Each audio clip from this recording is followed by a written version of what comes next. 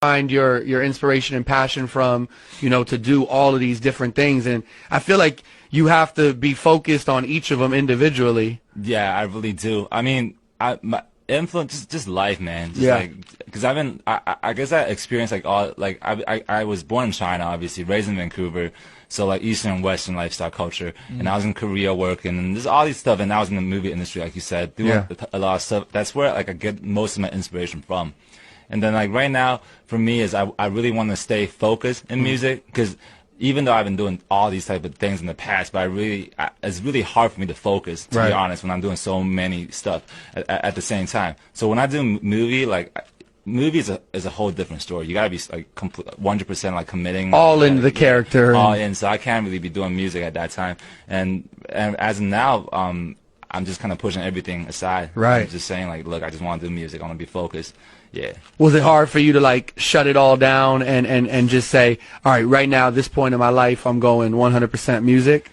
Yeah. Because I'm sure the phone's ringing off the hook, bro. All the opportunities are coming in. Exactly. It's just, you just gotta give away some things. You can't have everything. You gotta be selective about the stuff that you do. And for me, as of now, I feel like it's kind of important for me too to kind of really do the stuff that I feel like are the things that I want to do, because there's so many things coming at me. I can't be doing all that. Yeah. Right. Yeah. Right. Yeah. Now you have a single out right now with Travis Scott called "Deserve," which we're going to talk about. Yeah. We're going to talk about. But what was the your first passion? Was it acting? Was it music or something else? Basketball. Basketball? Yeah. Okay. I'm a diehard Kobe fan, man. Yo, you fit in perfect. Yeah. You hate the Clippers?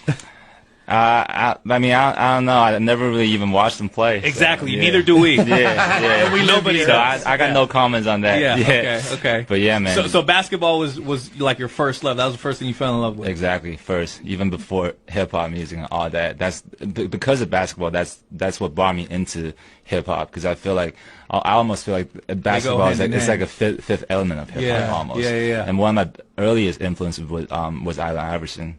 I feel like he was a game changer, because he really brought that street culture onto the course. And I was like, yeah.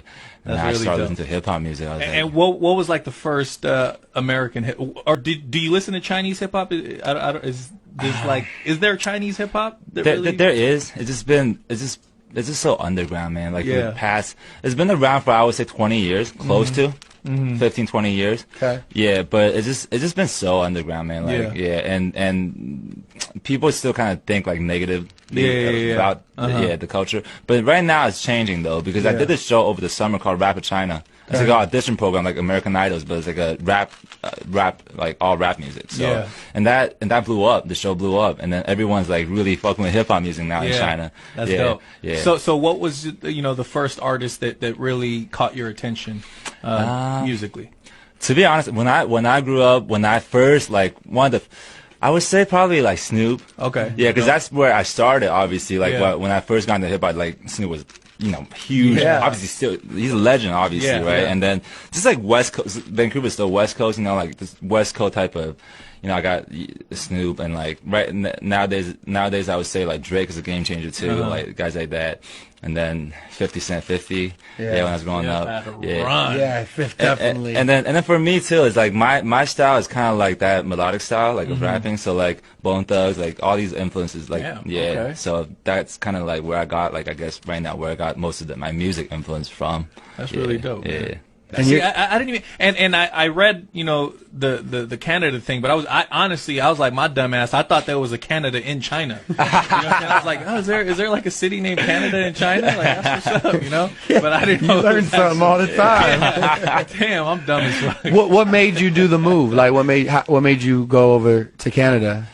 I was just with my mom and just family. She wanted me to just kind of, I don't even know. She made a decision. So how did you split the time up? What ages were you in China and what age were you in? Not very exact, but around 1 to 10, I was in China, and then 10 to 18, I was in Vancouver. Okay. And then 18 to 25.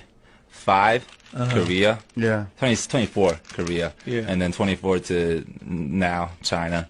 LA, yeah. Man, you've seen a lot. You've seen a lot of places. I'm moving a lot when I was young. Yeah. And so everything started for you when you were in Canada, or did it start Like After. when did everything start bubbling for you? For me, like, it's probably in Korea. That's where I started this whole entertainment thing. Yeah. So in Korea, around the age of, I think, 20, 22. Okay.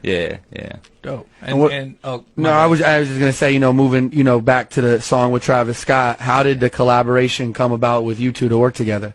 Oh man, super organic, man. Like it was nothing about like all these people ask me like how much you pay Travis and all that. I was like, no, that's not where it started. Like obviously, like things like that, it happens. But like for me, what I like about this collaboration, I think that really it meant something was because the music came first. It was the music. He was like he flew out from New York to L.A. and we were in the studio together and we were talking and we were just really like thinking like how can we make this work, right? And then we were playing some beats and then we came out with this hook. Yeah. And then in a day we finished the song. And then the whole entire deal didn't come like way later when we were about to release the song actually. So everything was organic. Crazy. Yeah. The music came out and I was like, yeah. And what was the inspiration behind the song Deserve? Good question. I don't know. It's a song for the girls, man. Right. Yeah, ladies. For the ladies. You and Trav in the studio. He said it's a song for the girls. He looked right over at the ladies. Y'all hear me? Y'all hear me? Yeah, just gotta show the love. That's right. That's right. Where has there been a place you've lived or visited where you just is like your favorite place? I want to say like for the women, man. Like where do you feel the hottest ladies are? China. Not what, but out here too. I mean, all respect, but I've never been to China, so I haven't been to China either. I want to know what it's like, looking like out there. But for me, like, I really think, like, I don't know, just beautiful women everywhere, to be honest, man. Like, and I don't know. I've been to so many places, and I've seen beautiful girls, like, they're everywhere. Yeah, exactly. They're everywhere. Yeah. So looking at your Instagram, man, there's you're surrounded by a bunch of amazing people. For real.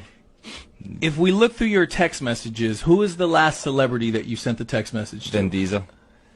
Wow. Yeah. Why? I was talking to him this morning. What's that conversation like? He was like, "Yo, bro, you still in town?" I was like, "Yeah, I'm still in town, but I'm actually in